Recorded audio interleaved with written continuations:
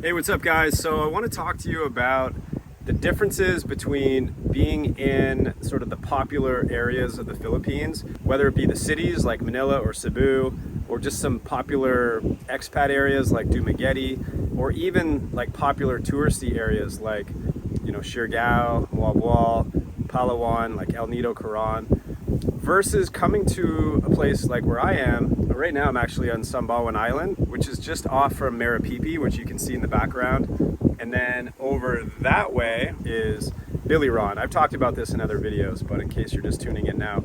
And I've been up here for about 3 weeks. It's part of Leyte, and it's so different here compared to these other areas. And I love it. Like, I love it more. I don't have any desire right now to go back to those areas where I spent most of my time. So for the first year, I would say, I spent the majority of my time between Cebu City and Dumaguete. And a lot of the reasons for that was, it's familiar, you can find comfort, accommodations, restaurants. There's also a sense of this feeling like I have everything I need here. There's the airports here, there's medical here if I need it, anything I want to shop for is here. And also like other foreigners. So a lot of foreigners hang out in these areas, and I was making friends and I was always bumping into someone, and that's great. Like, that's why I think I spent all that time there, is because of those things, those comforts and the familiar faces, and that lifestyle was really good. But now that I've sort of broken away from that, I bought a scooter and came out to the province of Leyte. I feel like it's a completely different experience. Like, it's a different Philippines. And what I mean by that is when you interact with people, they act differently towards you than someone that you run into in those popular areas. Not that they're unfriendly in those areas, but when you come out here, whether it just be any person, whether it be an older lady working a fruit stand or a younger, cute Filipina that's looking at you with a smile and is inviting you essentially to go and say hi to her, which is a common thing here and very different than it is back in those popular areas. So these interactions leave you with a feeling like, wow, this is pretty cool. Like, this is unique. This is very different than back home. This is like, maybe the Philippines that you might have been thinking about, especially when it comes to meeting and interacting with girls here. If you're single and you're looking to meet someone, a lot of guys come out here for those opportunities that are hard to find back home. And I've talked about this in other videos. When you go to Dumaguete, Cebu City, and you go to the mall, you're not going to get much as far as that unique feeling, that feeling like, wow, these girls are checking me out. And when I go up to them, they're just giggling and excited to talk to me. It doesn't really happen like that in those areas. What's different about coming out here is all you need to do is go up and say hi. As a foreigner, like me, average dude, I say to myself, like, oh my, why am I getting this like special treatment? Like, why are these girls checking me out the way they are? And it's just the way it is out here. And I've talked to them about it and asked them about it. A lot of it is just, they don't see a lot of foreigners. So there's that immediate sort of curiosity, and they think it's kind of cool. Another cool thing, when you're not around so many foreigners, it does force you to get out of that comfort zone and start interacting more with the locals. I know a lot of foreigners, are just hanging out with other foreigners. Not all, but many do that. And when you're out here, everyone you pretty much interact with for the most part is a local, and you start to feel something different. For one, it makes you feel like you want to learn the language a little bit more, right? So you're interacting with some people that, they all speak a little bit of English, but some don't that much. So a lot of conversations that I have, whether I'm sitting and having a haircut with someone or just chatting with someone at the barbecue, we start chatting about like learning new words. Like, I'll say Mayang Gabi, and oh, you speak Cebuano. I'm like, well, not really. I'm learning a few words. And then right there we start chatting, and I'll pick up another word, and it just changes the dynamic of your experience, when you're interacting with locals more. So that's another really cool thing. Also, depending on where you are, of course, but where I've been hanging out in Biliran, like, look where I am right now, guys. Biliran is just over there. It was a nothing little boat ride to go over to Marapipi. I've been staying there for a couple of nights. A nothing little boat ride to come over here and spend the day on Sambawan Island. When you're hanging out in the city, you're in a city. You got traffic, you got pollution, whatever, and you don't have quick, easy access to nature like this. But what's extra cool is it's different here compared to some of the other beautiful places in the Philippines that are extremely saturated with foreigners and tourists and things like that. Like I mentioned, Siargao and Moalboal, it's pretty saturated with like more of a younger backpacker scene.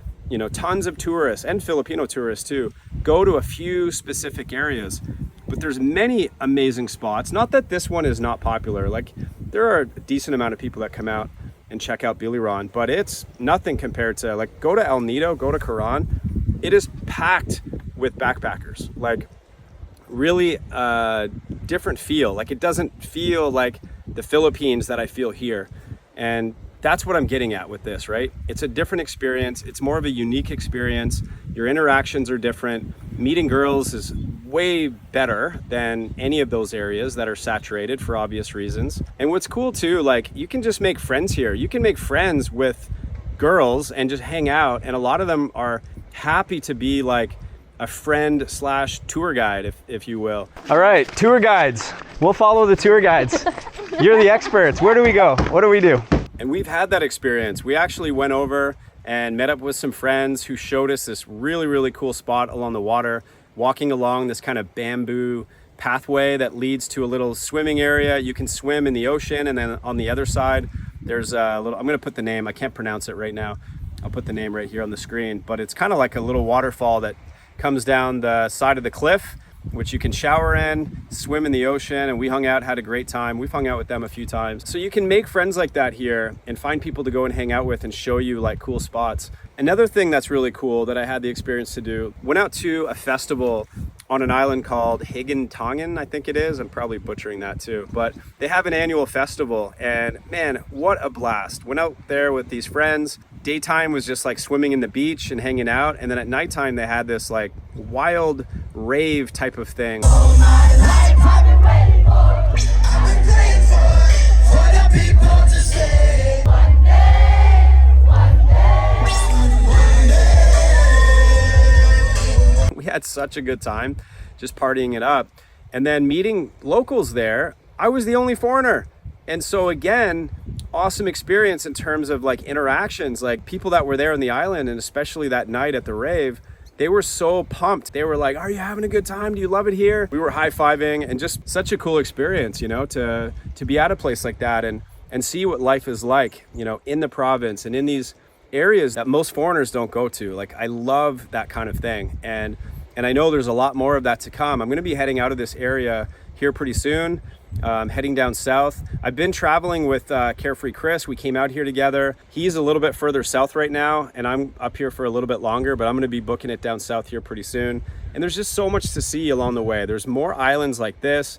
Eventually going down to southern Leyte, which is an amazing area, it looks like, for beaches and other nature stuff. There's other waterfalls throughout Leyte to check out. So there's so many possibilities. There's so many new people that I'm going to meet along the way. And it's all because of just like getting off the beaten path a little bit. It makes your experience so much better. So obviously tons of positives about coming out to the province that I love. And right now, this is where it's at for me. Like no thought of going back, but there are some challenges too of coming out to the province, and it might not be for everybody.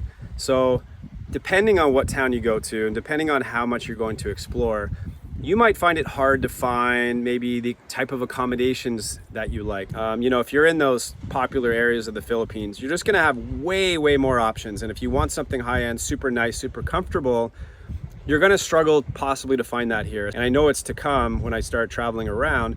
Some of these towns that I'm gonna go to, I'm gonna have to just stay in a place that's just not super nice. The other thing is like internet. Finding good internet here can be really tough, whether it be just using your data or finding good Wi-Fi. These are things that you will run into in the province. Sometimes it's good, sometimes it goes out. Some towns have brownouts and your power goes out, like that could happen. These are challenges for sure. I'll say this, food in the Philippines is not for everybody. And especially when you get out to the province, you might feel that it's very limited to find the kind of food that you want to eat. What I usually do when I'm in these kind of areas is I'll just get lechon manok, which is basically like a rotisserie chicken. And so there's usually one of those or one or two places like that where you can buy a whole chicken, they cut it up, and you can get it with rice or whatever. But other than that, a lot of food in the Philippines, especially in the province, you know, they cook it in the morning and then it sits in these canisters. Chances are you're going to eat it when it's cold and it's been just sitting there for a while. So it can be hard to find the food that you like and that you're comfortable with. And then there's always Jollibee. Most towns like Naval does have a Jollibee, so you can eat fried chicken and spaghetti at Jollibee. You know, at least it's going to be like a hot cooked meal. But sometimes it can be hard to find that, you know, a freshly cooked meal in the province. Another thing, you know, in the Philippines, and maybe more so in the province, is, you know, sometimes just things take longer. Sometimes things just aren't going to move at a pace you're used to, or they're not going to go smoothly. So part of the province, you know, life is go with the flow. Don't expect things to always go the way that you're expecting them to go. And life will be much easier, because that's the mentality out here for sure, is just chill. Don't worry about it. Like, people here are used to things maybe not going their way. So you might as well just chill and enjoy it. And that's something that I'm always learning about, you know, life here in the Philippines, and part of the growth of, you know, as a person and living here. I'll finish with this though. If you guys are considering doing something like this, and maybe you've been to the Philippines and you've sort of gotten comfortable with what it's like here, you've spent your time in some of those more popular areas, and you want to sort of get off the beaten path and explore, you know, if I didn't have my scooter, this would be a completely different experience. And I don't even know how it would work. Like, you can get rides, you know, you can take a ferry. If you're coming to Leyte, you know, you can take a ferry over to Ormoc, and you can take a van up to Naval and Biliran. I think it's like 200 pesos. You know, that's not really too big of a deal. When I came out here last year though, the reason I didn't stay that long is I could not find a scooter rental place up here. And a lot of these towns that don't have a lot of tourists coming through, they might not cater to people that way. They might not have, you know, scooter rental places. So if you don't have your own wheels, you could be quite limited. Like, this is a game changer for me, having my scooter. Like, every day hanging out in Naval, if I wanted to, I just book it up into the mountains. I just go for a ride. I ride around the island. I just did that yesterday. I rode around Marapipi. It was amazing. Like, it was like a racetrack around Marapipi. Beautiful road, winding through forest, and then it just breaks out and you got a view of the ocean, and, you know, you're passing through little villages and people are waving at you. And like, for me, this is often the highlight of my trip, is just riding around on the scooter. And having my own scooter, that's what it's all about. Like, when it's time to leave Naval, if you didn't have a scooter, yeah, you can take a van back to Ormoc, but then what? Like, how are you going to go down to southern Leyte? You know, maybe you find someone, maybe you can find options for sure. Like, they have buses, and some people can travel like that and have no problem with it. But when you have wheels, man, go anywhere you want, whenever you want.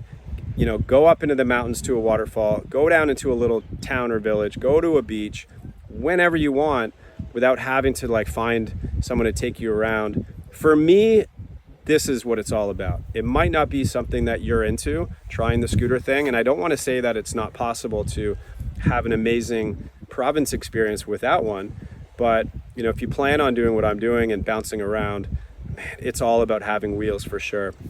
You know, some people actually buy a car here or rent a car, and they feel much better about that. So that's an option too, if you don't want to ride a motorbike or scooter.